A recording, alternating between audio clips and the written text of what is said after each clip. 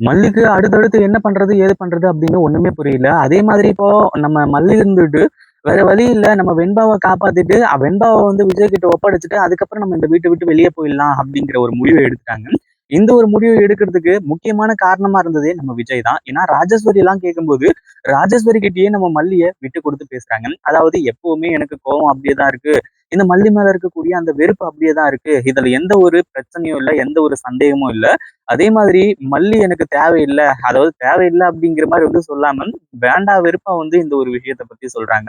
அதாவது இந்த மாலையும் கழுத்துமா அணிஞ்சு வந்து நின்னாங்க இல்லையா? அந்த ஒரு விஷயத்துல, உண்மையிலேயே ராஜசூரிய போட்டு பொளந்து கட்டுனா வந்து ரொம்ப சூப்பரா இருக்கும் அப்படிங்கிற மாரி நினைக்கிறவங்க மறக்காம கீழ கமெண்ட் பண்ணுங்க. அதே மாதிரி இப்ப என்ன ஆச்சு அப்படின்னா, ஒரு பக்கம் நம்ம மல்லி இருந்துட்டு ஒரு வைராக்கியத்தோட இருந்துட்டு இருக்காங்க. இதுக்கு மேல வந்து நம்ம விஜய் கிட்ட வந்து இந்த ஒரு விஷயத்த நம்ம எக்ஸ்பெக்ட் பண்ணக்கூடாது. ஏன்னா விஜய் இருந்துகிட்டு நம்ம பணத்துக்காக தான் இது எல்லாத்தையுமே பண்ணிட்டு இருக்கோம். ஏன் வெண்பாவையே வந்து பணத்துக்காக நம்ம வந்து கடத்திருக்கோம் அப்படிங்கிற அளவுக்கு இப்போ விஜய் நினைச்சுக்கிட்டு இருக்காரு அப்படிங்கிற ஒரு விஷயத்துல வந்து நம்ம மல்லி ரொம்பவும் தீவிரமா இருக்காங்க. வெண்பாவை காப்பாத்துறது மட்டும்தான் வந்து என்னோட கடமை. வெண்பாவை காப்பாத்தி அதுக்கப்புறம் ஒப்படைச்சிட்டு நான் பாட்டுக்கு கிளம்பி போயிட்டே இருப்பேன். எனக்குன்னு வந்து இப்போ யாருமே இல்லைன்னு யாரும் சொல்ல முடியாது. ஏன்னா விஜயோட குழந்தை நம்ம மல்லியோட வயித்துல இருக்கு இல்லையா? அதனால எனக்கு எந்த ஒரு பிரச்சனையுமே இல்ல. மல்லி வந்து இப்போ இங்கிருந்து கிளம்புறதுக்கு முடிவு பண்ணிட்டாங்க. ஆனா அதுக்கு முன்னாடி வெண்பாவ வந்து நான் கடத்தல. வெண்பாவ நான் இப்ப காப்பாத்திட்டு வந்து விஜய் கிட்ட ஒப்படைச்சாகணும் அப்படிங்கிற ஒரு கட்டாயத்துல இருக்காங்க. ஆல்ரெடியே வந்து வெண்பாவ காப்பாத்தணும். வெண்பாவ வந்து எப்படியாச்சும் வந்து கொண்டு வந்து விஜய் கிட்ட சேர்க்கணும் அப்படிங்கிற மாதிரி தான் இருந்துட்டு இருந்தாங்க.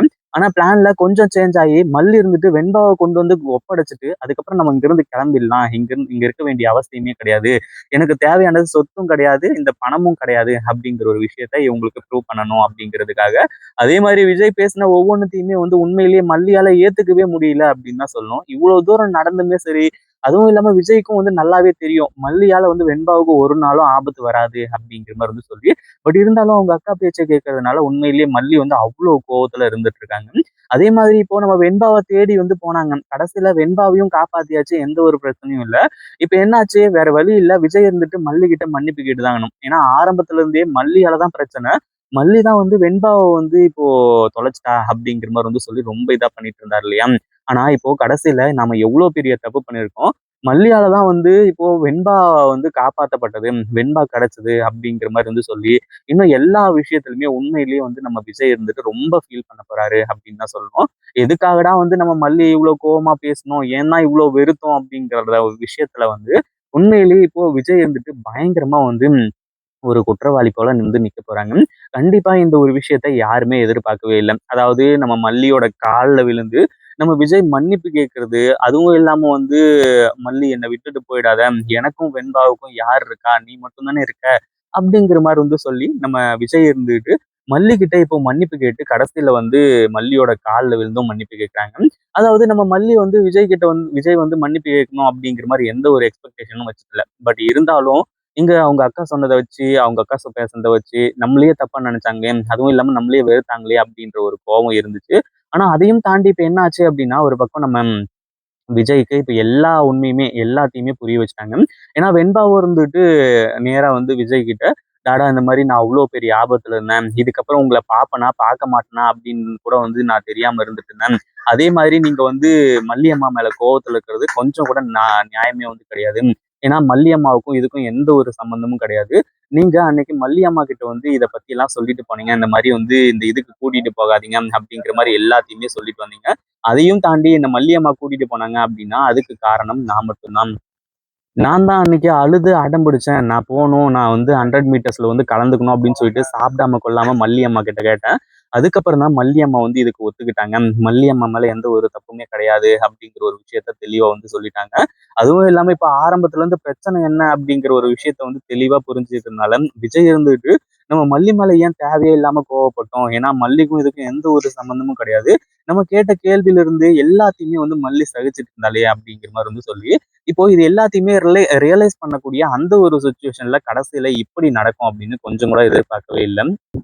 அதாவது இப்ப என்ன ஆச்சு அப்படின்னா, ஒரு பக்கம் வந்து இப்போ நம்ம மல்லி இருந்துட்டு, அ வெண்பாவ நான் உங்ககிட்ட கொண்டு வந்து ஒப்படைச்சுட்டேன். அதாவது வெண்பா வந்து உங்களுக்கு முக்கியம் அப்படிங்கிற மாரி வந்து சொன்னீங்க. நான்லாம் உங்களுக்கு முக்கியமே கிடையாதுல்ல. வெண்பாவ காப்பாத்தலாம். நம்ம 2 பேரும் சேர்ந்து காப்பாத்தலாம் அப்படிங்கிற மாரி வந்து சொன்னேன். பட் இருந்தாலும் நீங்க வந்து இந்த ஒரு விஷயத்துல இவ்ளோ ரூடா நடந்துக்கிட்டது, இவ்ளோ கோவமா நடந்துகிட்டது, இது எதுவுமே எனக்கு பிடிக்கல. இதுக்கப்புறம் உங்களோட வாழ்க்கையில நான் இல்ல. இனிமே நீங்க சந்தோஷமா இருக்கலாம். அதுவும் இல்லாம இந்த சொத்து, இந்த பணம் உங்ககிட்ட இருக்கிறது எதுவுமே அந்த வீட்ல இருந்து எதுவுமே எனக்கு தேவையும் இல்ல. இந்த ஒரு காரணத்தினால தானே நீங்க உங்க அக்கா கூட வந்து உங்க அக்கா சொல்றது எல்லாத்தையுமே கேட்டீங்க அப்படிங்கிற மாரி வந்து சொல்லி எல்லாத்தையுமே சொல்றாங்க. பட் இருந்தாலும் விஜய் இருந்துட்டு மல்லி நான் சொல்றத கொஞ்சம் கேளு அப்படிங்கிற மாரி வந்து சொல்ல வராங்க.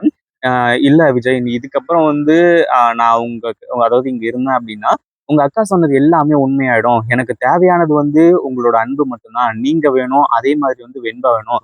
முக்கியமா எனக்கு வெண்பா தான் ரொம்ப ரொம்ப முக்கியம். ஆனா அதே சமயத்துல இப்ப நான் ரொம்ப மனசொடைஞ்சு போயிட்டேன்.